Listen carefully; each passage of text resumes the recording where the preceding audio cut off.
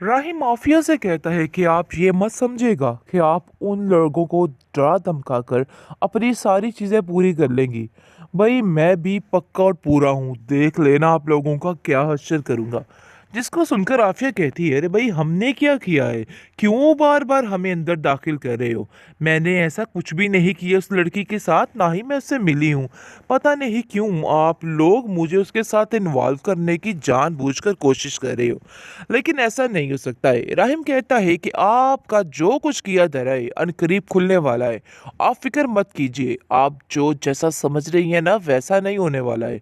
अपने बेटे को बचाने की लाख कोशिशें कर ले, लेकिन वो नाकाम ही जाएंगी, क्योंकि मैं अब अपनी ढाल बन के खुद ही खड़ा हो गया हूँ।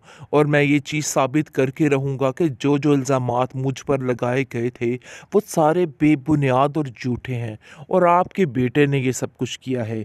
अरे अब कैसी औरत है, कैसे रिश्ते ख़राब कर दिए आपने एक झूठ से। मैंने तो कभी ऐसा सोचा भी नहीं था, जो मुझे सोचने पर मजबूर हो गया। आगे से अब देखेंगे कि जमाल कहता है कि आप मामू पीछे मत हटिएगा, जो कुछ भी हो जाए हमें ये केस जीत कर ही रहना है, और आपका साथ इन सब चीज़ों के लिए बहुत ज़रूरी है। मुझे एमन कुछ डगमगाई हुई लग रही है, लेकिन एमन को समझाइए कि अपने आप को ठीक करे। उसकी माँ बेचारी परेशान है और कहती है कि किस किस्म की हरकतों में जमाल तुम डाल रहे हो। देखो इन मामलों से हमें दूर ही रखो। लेकिन जमाल कहाँ सुनने वाला है। उसे तो आए दिन कोई ना कोई नया चोंचला, कोई ना कोई नया मामला चाहिए होता है, जिसकी बिना पर वो काम करता रहता है। और राहिम बेचारे को फंसाने की कोशिश की जा रही है। लेकिन एमन बहुत परेशान है और कहती है कि मुझे ऐसा लग रहा है कि कुछ तो गलत हो रहा है, जिसकी वजह से मैं परेशान हूँ। आखिर ऐसा क्या मामला है, कोई मुझे बता सकता है कि क्या हुआ था और क्या नहीं हुआ था। काफ़ी ज़्यादा संगल हो चुकी हैं और मुझे इस चीज़ का अंदाज़ा हो गया है, लेकिन मैं क्या करूँ, मेरी भी मजबूरी है। वो राहिम के पास आकर उसको समझाने की कोशिश करती है और कहती है कि देखो राहिम, इन सब बातों में मेरी भी मजबूरी है, तुम नहीं जानते कि मैं कितनी मजबूर होकर ये सब कुछ कर रही हूँ। जिस पर वो कहता है कि आखिर ऐसी कैसी मजबूरी, कैसे आप ऐसे कर सकती हैं। मुझे तो यकीन ही नहीं आ रहा है कि आप ऐसा कैसे कर सकती हैं। जिस पर वो कहती है कि तुम नहीं जानते हो कि मुझे शेरोज़ की वजह से क्या क्या प्रॉब्लम्स क्रिएट करनी पड़ जाती, यानी कि झेलनी पड़ती हैं, जिसकी वजह से मैं काफ़ी परेशान रहती हूँ। दूसरी तरफ आप देखेंगे कि बार बार राहिम का बाप यही बात कर रहा है कि मुझे यकीन नहीं आ रहा कि राहिम ऐसा कर सकता है, क्योंकि मुझे उस पर पूरा पूरा यकीन है। वो कुछ भी गलत नहीं कर सकता। जो कुछ भी हुआ है ये एक सरासर गेम है।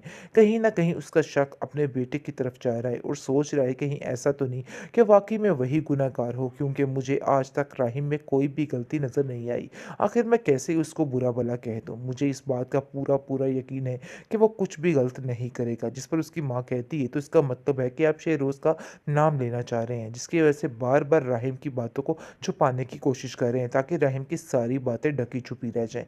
इस पर वो कहता है कि नहीं, मैं ये नहीं कहना चाह रहा, बल्कि मैं ये कहना चाह रहा हूँ कि बात ये है कि असल बात जो है, मैं ये चाहता हूँ कि राहिम को भी कुछ ना हो, क्योंकि राहिम की ये बेइज़्ज़ती मैं बर्दाश्त नहीं कर सकता। सारे ज़माने में रुसवा हो रहा है मेरा बेटा, तुम इन बातों को नहीं समझ रही हो। काश तुम इन बातों को समझ जाती तो तुम्हें भी समझ आती, लेकिन तुम सिर्फ़ और सिर्फ़ अपने बेटे के बारे में सोच रही हो, इसके अलावा तुम्हारा और कोई भी मकसद नहीं है। और मैं ऐसा कभी भी नहीं करना चाहता। अपने बेटे को मैं सरासर कोई तकलीफ़ नहीं देना चाहता। इसलिए मैंने सोच लिया है कि मैं उसका साथ दूँगा और उसको इस ज़माने भर की गंदी नज़रों से बचा कर रखूँगा, क्योंकि मैं उसको ऐसे अकेला नहीं छोड़ सकता। आज तक उसने मेरा हर मामलात में साथ दिया है, और आज मैं कैसे अपने बेटे को अकेला छोड़ दूँ? ऐसे तो कभी भी नहीं हो सकता है। मैं उसका साथ ज़रूर दूँगा और ज़रूर दूँगा। बेहतरीन ट्रॉमा सीरियल ऐश के जुनून के इस एपिसोड में आप देखेंगे कि अब जाके राहिम को इस चीज़ का अंदाज़ा हो गया है कि उसका मुँह बोले मामू जान भी उसके खिलाफ हो चुके हैं।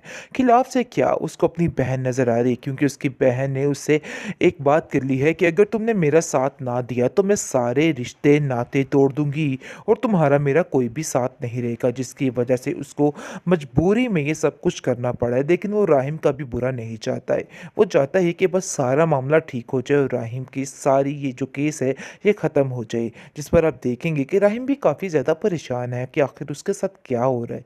उसने तो कभी ऐसा सोचा नहीं, ऐसा किसी के साथ किया नहीं, इतना बुरा उसके साथ कैसे हो सकता है। इस बात की टेंशन ने उस बेचारे को बहुत परेशान कर रखा है, और सारा दिन वो यही सोचता रहता है। लोगों की ज़िल्लत भरी नज़रें देख के वो काफ़ी हद तक परेशान है और सोचता है कि आखिर मेरे साथ ऐसा कैसे हो सकता है। मैंने तो कभी किसी का बुरा नहीं सोचा।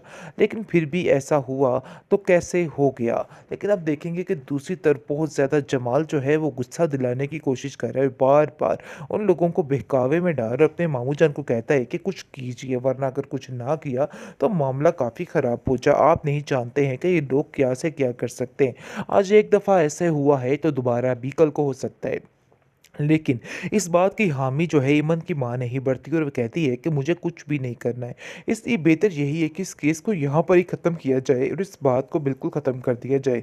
मैं अपनी बेटी को कहीं पे भी नहीं बेचना चाहती, ना ही कोई नाम लेना चाहती हूँ। इसलिए जमाल ये उल्टे-सीधे मशवरे आके देना बंद करो। तुम्हारी वजह से तुम्हारे मामू जान का दिमाग भी ख़राब हो जाता है और उनको भी कुछ समझ नहीं आती कि वो क्या करना है और क्या नहीं करना है। इसलिए बेहतर यही है कि इस तरह की ऊट-पटांग क बातें करनी बंद कर दो। लेकिन दूसरी तरफ आप देखेंगे कि राहिम की माँ जो है वो कहती है कि आखिर मैं ऐसा कैसे कर सकती हूँ। मैं इस लड़के की वजह से यानी कि शहरोज़ की वजह से काफ़ी ज़्यादा संगदिल हो चुकी हूँ और मुझे इस चीज़ का अंदाज़ा हो गया है, लेकिन मैं क्या करूँ? मेरी भी मजबूरी है। वो राहिम के पास आकर इसको समझाने की कोशिश करती है और कहती है कि देखो राहिम, इन सब बातों में मेरी भी मजबूरी है। तुम नहीं जानते कि मैं कितनी मजबूर होकर ये सब कुछ कर रही हूँ। जिस पर वो कहता है कि आखिर ऐसी कैसी मजबूरी, कैसे आप ऐसे कर सकती हैं? मुझे तो यकीन ही नहीं आ रहा है कि आप ऐसा कैसे कर सकती हैं। जिस पर वो कहती है कि तुम नहीं जानते हो कि मुझे शेरोज़ की वजह से क्या-क्या प्रॉब्लम्स क्रिएट करनी पड़ जाती, यानी कि झेलनी पड़ती हैं, जिसकी वजह से मैं काफ़ी परेशान रहती हूँ। दूसरी तरफ आप देखेंगे कि बार-बार राहिम का बाप यही बात कर रहा है कि मुझे यकीन नहीं आ रहा कि राहिम ऐसा कर सकता है, क्योंकि मुझे उस पर पूरा-पूरा यकीन है।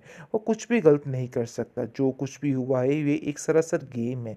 कहीं न कहीं उसका शक अपने बेटे की तरफ जा रहा है और सोच रहा है कहीं ऐसा तो नहीं कि वाक़ई में वही गुनहगार हो, क्योंकि मुझे आज तक राहिम में कोई भी गलती नज़र नहीं आई। आखिर मैं कैसे उसको बुरा-भला कह दूँ? मुझे इस बात का पूरा-पूरा यकीन है कि वो कुछ भी गलत नहीं करेगा। जिस पर उसकी माँ कहती है तो इसका मतलब है कि आप शहरोज़ का नाम लेना चाह रहे हैं, जिसकी वजह से बार-बार राहिम की बातों को छुपाने की कोशिश कर रहे हैं ताकि राहिम की सारी बातें ढकी-छुपी रह जाएँ। इस पर वो कहता है कि नहीं, मैं ये नहीं कहना चाह रहा, बल्कि मैं ये कहना चाह रहा हूँ कि बात ये है कि असल बात जो है, मैं ये चाहता हूँ कि राहिम को भी कुछ ना हो, क्योंकि राहिम की ये बेइज़्ज़ती मैं बर्दाश्त नहीं कर सकता। सारे ज़माने में रुसवा हो रहा है मेरा बेटा, तुम इन बातों को नहीं समझ रही हो। काश तुम इन बातों को समझ जाती तो तुम्हें भी समझ आती, लेकिन तुम सिर्फ़ और सिर्फ़ अपने बेटे के बारे में सोच रही हो, इसके अलावा तुम्हारा और कोई भी मकसद नहीं है। और मैं ऐसा कभी भी नहीं करना चाहता। अपने बेटे को मैं सरासर कोई तकलीफ़ नहीं देना चाहता। इसलिए मैंने सोच लिया है कि मैं उसका साथ दूँगा और उसको इस ज़माने भर की गंदी नज़रों से बचा कर रखूँगा, क्योंकि मैं उसको ऐसे अकेला नहीं छोड़ सकता। आज तक उसने मेरा हर मामलात में साथ दिया है और आज मैं कैसे अपने बेटे को अकेला छोड़ दूँ? ऐसे तो कभी भी नहीं हो सकता है। मैं उसका साथ ज़रूर दूँगा और ज़रूर दूँगा।